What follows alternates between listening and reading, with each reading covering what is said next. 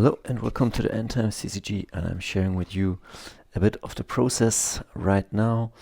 Well, I was jogging today, had a great weekend, and I should finish a commission for a friend, an illustration, but vampires got hold of me. So I was jogging, and while I was jogging,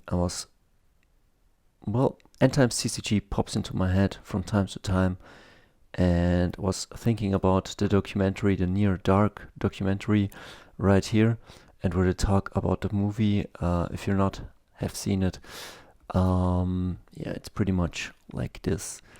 And I was thinking about the movie, and we have about the game, and we have some big greater evils like creatures from like Lovecraftian shape, but I think I'm starting the game very small. And I was thinking about this Jesse Hooker character. He plays a vampire, this guy, and I was thinking about different mechanics. But yeah, let me tell you, like, I was remembering the guy tells something in the documentary, and played by Lance Hendrickson, and so he talks about how he gets turned. And I was thinking about the flavor text, like that he was lying there somewhere in the 1860, well, not at the beginning of the war, but maybe 1865. There was a fight at the Delaware, and he was a Confederate, and he was like, his ship got pounded really hard, and splinters of wood were tearing the people apart, and so he lay there with his chest open and steam coming out of it, and creatures of the night, he describes it in his harpies, were feeding on the half-dead man, and one harpy takes pity on him and turns him. So this guy roams the 1990s, 1980s in a Winnebago with his vampire family. And I was thinking about that beautiful flavor text, and then I came back to the game, and I'm building the first starter decks, and I'm starting with these vampires, and I show you in a second also what I was thinking about the mechanics. It's cool because like this movie, like he says what it means to be life weary and to live forever. And so on the one side I have these vampires, and on the other side I want to start with the vampire hunters, like James Woods plays a group of vampires hunters sent from the Vatican, and then they do not encounter, and I don't see them even as equal, because like he hunts one of the best or prime vampires out there, and this is just vampire scum. But for starters, I think it's good to start at the bottom, and I show you what I was also thinking about. Like here, I was writing down the flavor text from when he got turned. So when you play the card, when you have it, you read the flavor text, and you know this is absolute vampire scum trash, turned somewhere in the American Civil War, and just well, on a survival mission. Then I got Casey Connor, Stokely, Delilah, Prophet. These are I was thinking about the characters you play, and Casey is the guy from the faculty, just a nerd that then turns hero. Stokely is like the shy nerd girl that could end up being an alien, a witch, or something like that. And then just a beautiful girl. She's like the prom queen, and maybe she has a special trait that she's magnificently beautiful. So male monsters can't kill her or keep her if they have a moral above -20. Can't harm her unless they have moral 20 or minus 20.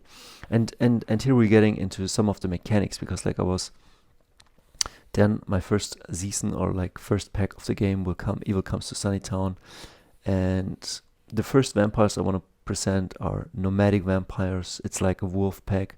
It's like family, like outcast people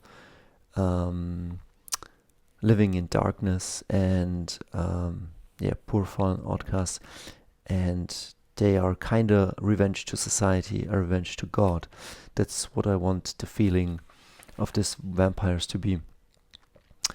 And then I got also like there's a young vampire chick, a very attractive one. She's also very naive. I guess they turned her somewhere in the 60s and 70s, and one asked her, "What do we do now?"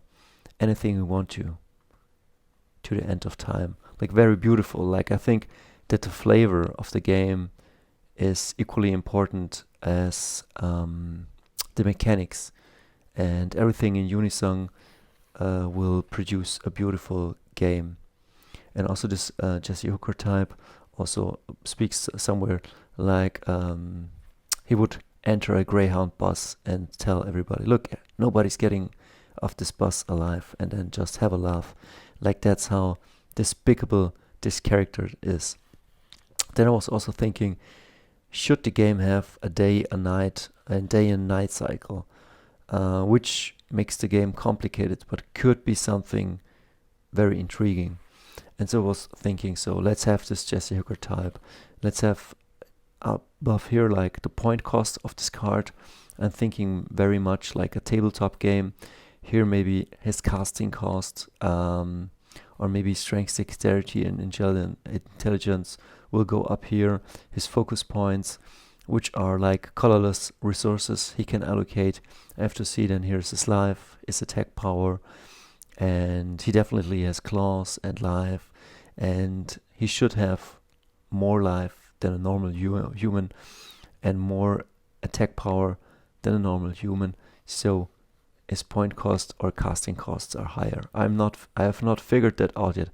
But why I'm making this is like here we come to the concept of honor or soul or moral values, because something should indicate not only like the casting costs in Magic. It's like if something is triple swamp, like it's very hard to cast it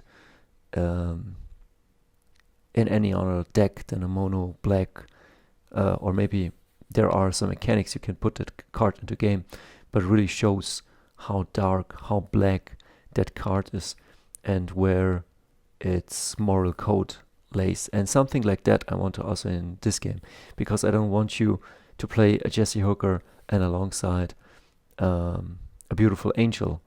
Maybe it's possible, but then something needs to change on these characters, because like the way they are right now, he has at honor -10, which is just not good. Or maybe this unlocks spells that other people with 0 honor or more honor cannot use, like stuff that is really, despicable. But it's not at honor -20 or even above that, so he has some honor within within himself, even at this point that he's a scum vampire. And then I was thinking, like, could a deck be 50 points, 100 points? And I guess he wouldn't kill children. Like, he turns a child, but only for the family. But he's not. He's a bad person, but it's not that bad right now. And then when I was thinking, let's have like, how strong is he? Like, what is strong? What is a strong stat? Like, is a 5? Because like, he must be stronger than normal humans, and also his speed and his intelligence, because like he has lived so long, and his weakness can come from another part. But what does the James Woods do? Is the James Woods characters as strong as the vampire? So is a 3 a human strength, and is a 3 a human dexterity, and is a 5 a good intelligence? Like you're seeing that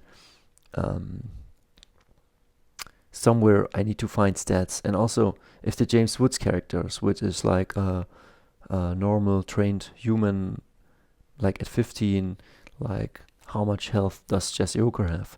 And then if we talk like about Wesley or a Wesley Snipes character or a Blade character, how much life does he have? How strong is he? As you can see, he matches the vampire strengths because he himself is a superhuman, and also is in dexterity and intelligence. Like just finding the mechanics of the game, and then I was thinking about tabletop, like vampires are stronger, but I don't know what's the constitution or something like that, and human stats are very average. Like a normal human is maybe three strengths and three I don't know what's like constitution. Elves the same or maybe even less. And then I was thinking about like superhumans or space marines.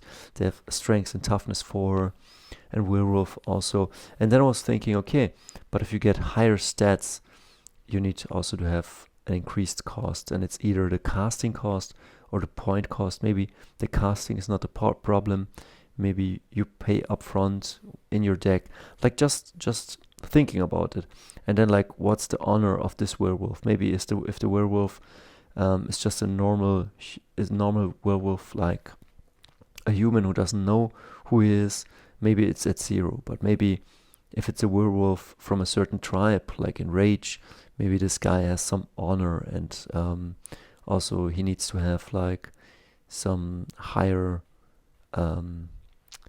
life and strengths and all of that stuff. So I was thinking about these stats, and then I put them aside, side by side, and like, what do I need on the card? What do I want? I want the picture, I want the name, I want point cost or casting costs, I'm not sure yet.